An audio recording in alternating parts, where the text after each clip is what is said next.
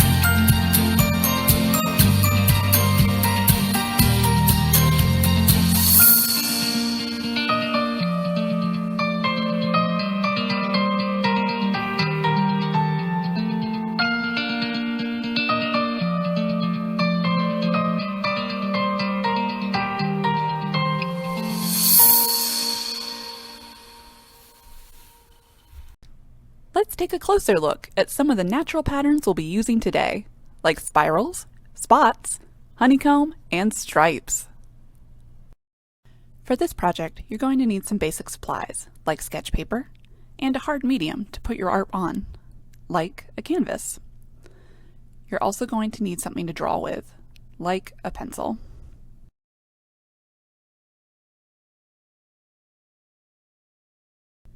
If you want to add color to your project, you have a couple of options.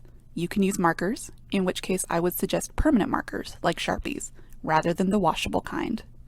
You can also use basic craft paint, like this Craftsmart acrylic paint. Let's start by practicing sketching out some of the natural patterns we saw earlier. We can begin with something simple, like scales. Scales are just overlapping semicircles. Choose a place to start in. Corners are easiest for beginners. All you need to do is draw an arc from one side to the other. To start layering, come to the middle of your first scale and draw another arc, and then match it on the other side.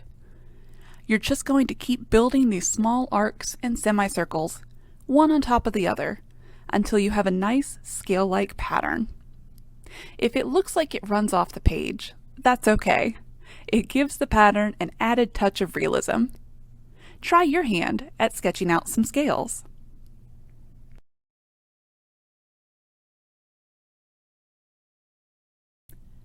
Remember, all you're doing is layering arcs or semicircles on top of each other.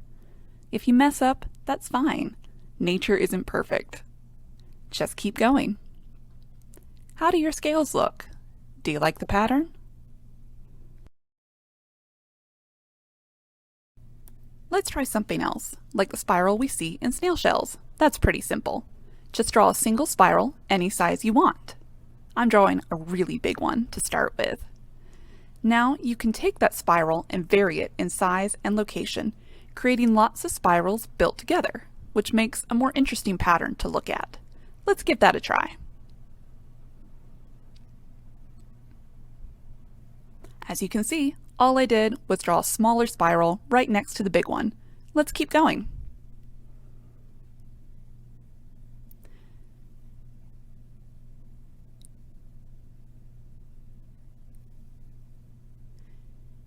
You can see these spirals are all very separate from the big one, but you can also overlap them like we did with the scales. Take a look.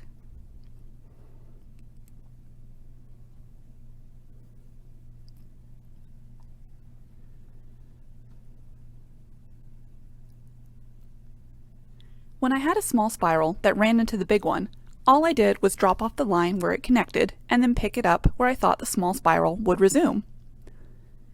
We have big and medium spirals. Let's try an even smaller one to fill in some of those empty spaces. Now we have 3 different sizes, which creates the appearance of layers: small, medium, and big. Let's try adding even more. All I'm doing is filling in any empty space with smaller spirals. Now we have spirals of all different shapes, filling up all of the blank space. If I wanted to, I could even bring spirals into the middle of the largest one, filling in the blank space there.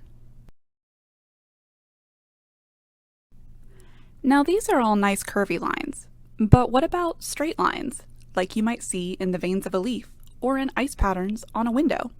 Those are pretty simple to draw too. We'll start with a straight line and just branch off more straight lines from that central vein, like so.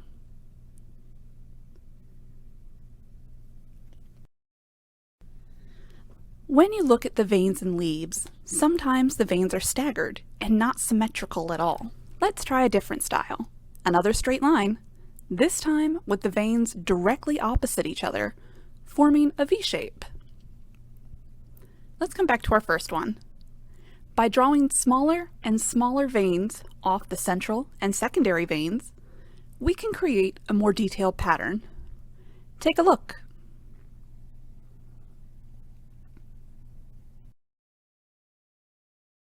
You can see by drawing a multitude of smaller veins, we've filled in a lot of that blank space. Let's go back to our second example. All I'm doing here is drawing smaller and smaller V's that meet in the middle of the vein. Why don't you give it a try?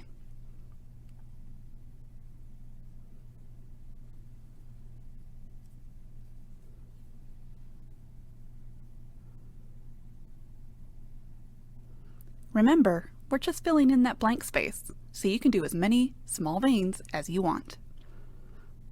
And now we have nice straight lines. We could keep going and fill up more and more of the blank space with even smaller lines if we wanted to.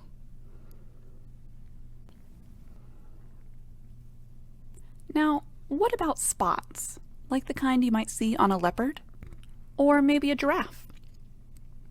Let's start by making a complete shape. But rather than letting it be perfectly round, we want it to be a bit blobby. I'm not following any particular design here. It is literally just a blob. But what I'm going to do now is draw another blob, coming very, very close to the first one, but not letting the sides touch at all. Let me show you what I mean.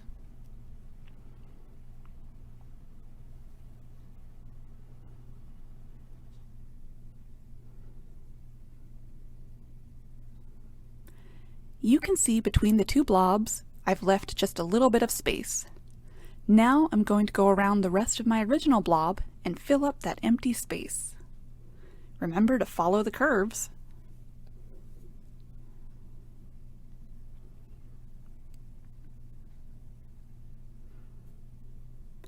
Now my original blob is completely surrounded by similar but still unique shapes that fit into the curves of that first blob, but still leave a little bit of space. Let's try some more straight lines, like zebra stripes. All I'm doing here is making slightly curvy triangles, with the base being the side of the paper.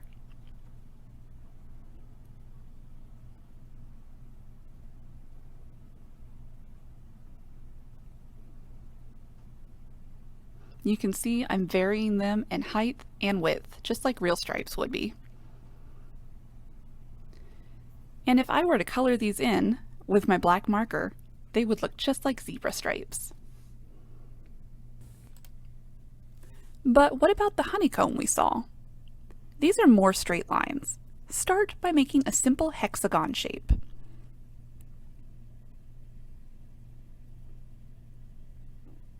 Next, we'll draw more hexagons, but rather than keeping them separate, like we did with the blobs, these shapes will touch and they'll even share sides.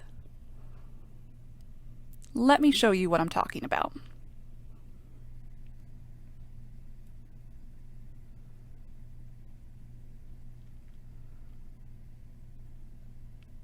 Remember, a hexagon has 6 sides. And as you can see, they share a side. If we come down a bit, we can make 3, all sharing sides.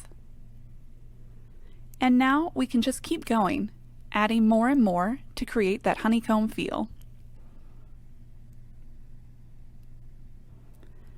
I would recommend doing this in pencil rather than marker at first, so you can adjust the size if you want. You can sort of see my honeycombs got bigger and bigger as we went on. We also looked at bark earlier. Those are more distinct shapes with slightly wiggly lines. This time we're creating shapes that look a little bit like rectangles and squares. Bark isn't exactly smooth, hence the wiggly edges. Just keep creating tall, thin shapes, and you'll get that bark feel. Take a look.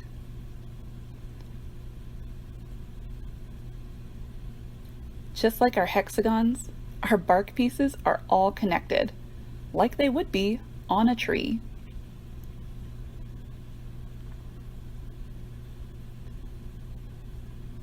If you were to draw these up and down on a page in a tall column, you'd have a nice tree shape. The best part about all these patterns is that you can take any shape you want and fill it up. You could take a circle and fill it up with spirals. You could take a square and fill it up with spots. You could create an oval filled with zebra stripes. That's the great thing about these patterns. Not only do they look cool, you can use them as filler too, which is exactly what we're going to do. Let's get started. Grab that canvas from your supplies and your pencil. You can draw any shape you want, but I chose to draw leaves on my canvas. I have a nice birch leaf here, and what I'm going to do is cut it out and trace it onto my canvas. I'm not just going to do it once. I'm going to trace it on a couple of places. I also have a couple of other leaves that I'm going to put on my canvas as well, like a maple and an oak. So I can fill up my whole canvas with these leaves. Go ahead and draw your shapes on your canvas.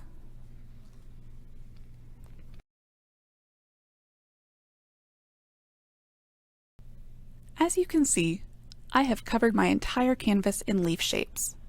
Some of them do overlap, and some run off the page, which makes the canvas a little more interesting in my opinion. If you want a simpler piece of art, you can choose to do one shape in the middle, or try lining up 3 shapes in a row across your canvas. Remember, you are the artist and you make the choices about your artwork and what you want it to do. What we're going to do now is use those patterns we worked on earlier. We're going to take a pencil and go around to each leaf and fill it in with a different kind of pattern. One thing I do want to caution you about as you're using your pencil to fill in the different leaves. you want to be sure to have a scrap sheet of paper between your hand and the canvas. That way, when you drag your hand across the canvas, you won't smudge your pencil work and end up with it all over your hands.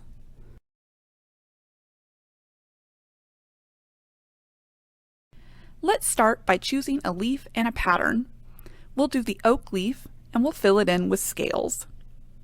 I'm going to start in one little corner, and rather than do the big scales like we practiced, I'm going to try smaller layered circles, which will look a little different, but still pretty cool, maybe a little bit like a fish.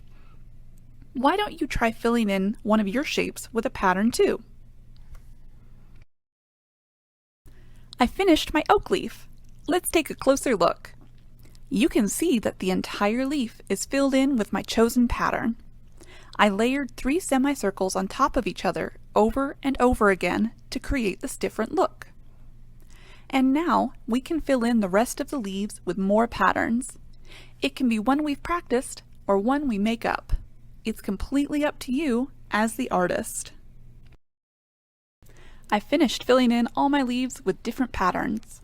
I did switch to a different canvas that I had started earlier, so it does look a little bit different than the one I just showed you a few seconds ago. At this point, you can leave your artwork in pencil if you want. You would just need to seal the canvas with something like Mod Podge or some other sealant so the pencil doesn't smear. This in itself is a pretty cool work of art. Or if you want, you can go in and add some color. We can do this with markers, like the Sharpies I mentioned, or with craft paint. It's up to you which, if either, you'd like to try. I'm going to try out the markers and see how they do.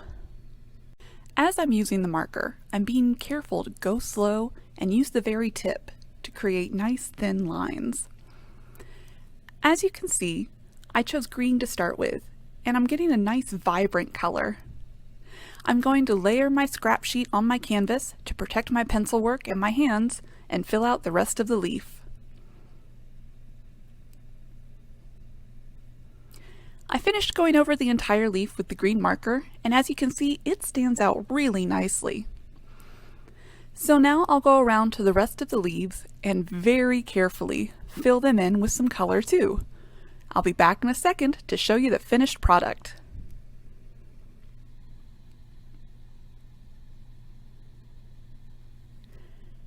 I finished coloring in all the leaves, and I'm pretty pleased with the result. You can see the patterns and designs very clearly, and you may notice I changed some of them from my original pencil sketches. I liked the honeycombs and the zebra stripes a lot better. I also colored some of the shapes in, but you can leave yours as line art if you like. Remember, you're the artist, it's up to you.